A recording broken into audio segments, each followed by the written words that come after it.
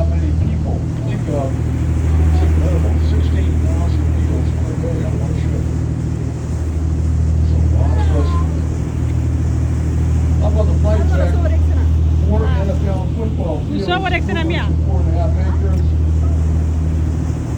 If you were to take the Empire State Building out of New York City and lay it up on the flight Yeah, deck, bye. you still have 100 feet of flight deck.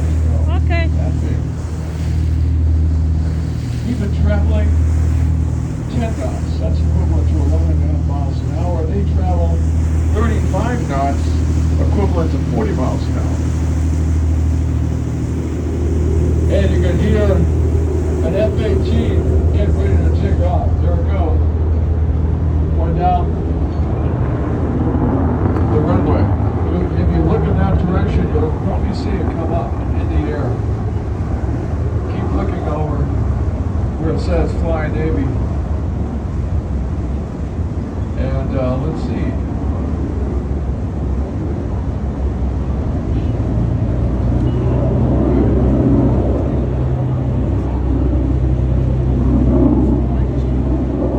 Went straight out into the Pacific.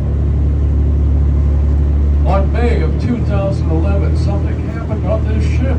This ship right here. It was history. SEAL Team 6 left with a couple of helicopters off of their ship to retrieve somebody. And they did. They run back to that ship.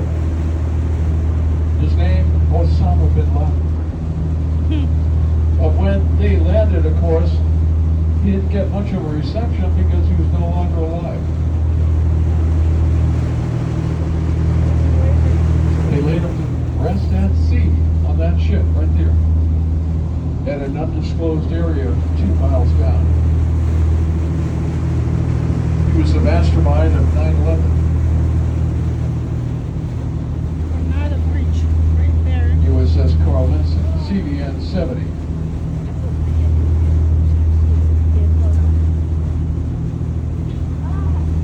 Folks, we're coming in now. If you're leaving us, make sure you have everything with you. Your iPhones, particularly cameras, up with that. And I don't see any children on board. So, you went up 12 steps, you have to go back down 12. Be exceedingly careful. When you go down those 12 steps, they're steep. Hold on to the handrails for safety. Very important. And then let's talk about the midway as we're looking at the midway coming in.